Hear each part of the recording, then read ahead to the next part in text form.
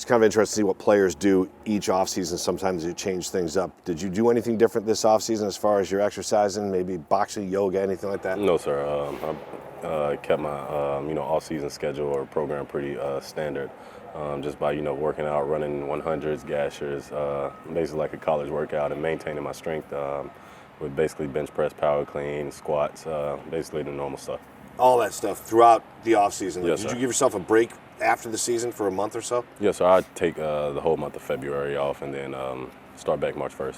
Okay, so from what I've read about you, from 9th grade on, you're one of those guys who even after practice you go back out there and you like to get that extra work in. What gives you that motivation, that inspiration? What has been that drive for you? Just not settling or just being comfortable with just going out there doing the norm. Always just try to push myself to do a little bit extra every time, just to make sure I'm getting better at something daily, whether that's either watching film, for 30 extra minutes or doing some extra reps after practice. So it gives you that confidence to perform when you get out there. Like you've done everything you can before that game. I wouldn't say confidence. I just think it's first knowing myself and just knowing that I know what it takes to, beat DK Metcalf and, just not settling for basically the normal routine of, all right, the weight room says do 5 reps. I'm going to do 6 reps just to push myself the extra mile. Okay, so this seems like an annual question for you, so forgive me if it's repetitive, but it was just last year where you told Kevin Garnett that you have 1 coffee, 1 meal, and 3 bags of candy a day. Did you change that at all, that diet? Yes, sir, I did. I changed my diet. I eat twice a day now. Slow down on the coffee and candy. Okay, so how much of that influence comes from inside this building where they come to you like nutritionists from the Seahawks? Oh, no, they can't tell me what to do like that. No. I'm still going. Nothing like that, huh? No, I'm going to do what makes me happy, and, I know myself better than anybody else. So, no, it just came from a lot of parents saying, oh, you're messing up my kid's diet, and my kid thinks he can eat candy all day. And I apologize to all the parents that, I messed up their kid's diet, but that was just something that I did. Okay, that's interesting that it goes beyond Right. just you. You're kind of a role model when it comes to Right. diets. How about as far as entrepreneur? I hear a lot about you wanting to be an entrepreneur and things like that, maybe thinking life after football.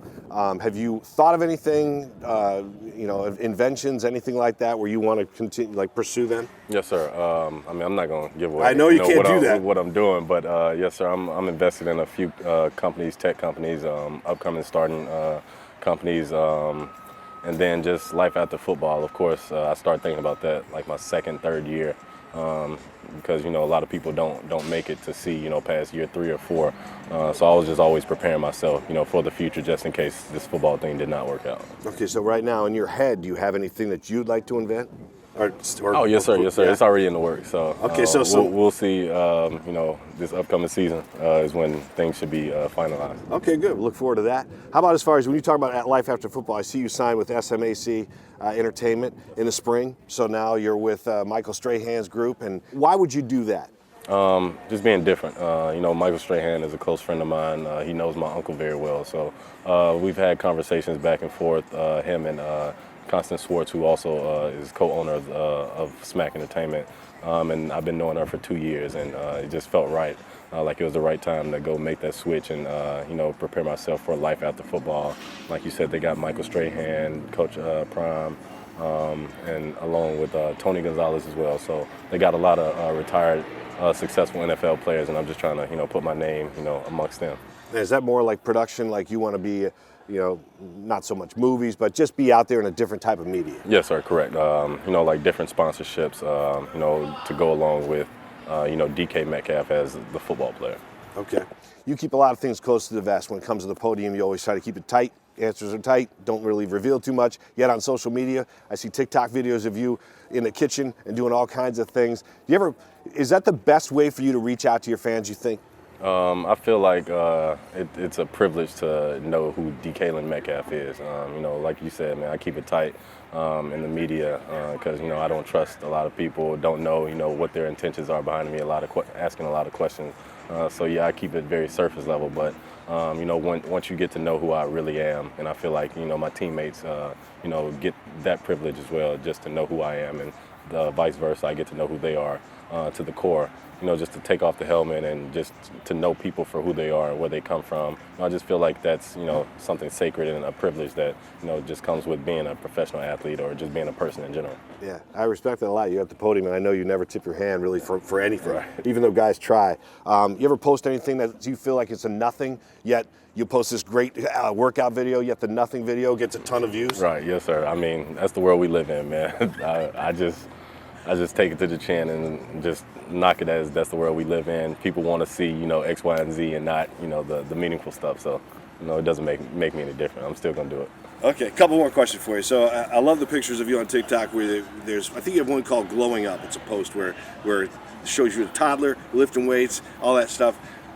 Where did the interest in lifting weights come from? Was there one person that you ran across younger in life? Oh, my pops. He was at work. He was a professional football player, so he got off work around 5, 6 o'clock, and during the off seasons and when he would get off of work, he would make me do push-ups or sit-ups, and we would just work out together. So I think that's one thing that where the workout passion came from. And then when we moved back to Mississippi, me and my pops would work out at Ole Miss together. It was just me and him, and I think that's where the drive came from of always competing and always wanting to work out and get better. Okay, everybody sees you're built like an action figure. Is there a body part you're most proud of?